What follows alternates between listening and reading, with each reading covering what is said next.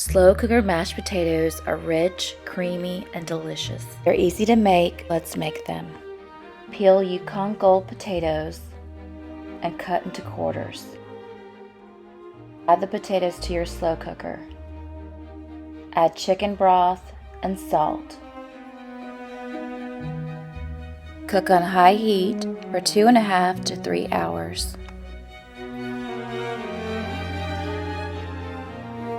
If there is any remaining broth at the bottom, carefully drain the liquid. Add butter and heavy cream. Then mash the potatoes with a hand mixer or a potato masher until they are creamy and smooth. Salt and pepper to taste, and you have perfect mashed potatoes. For the full recipe and additional cooking tips, please visit aforkstale.com.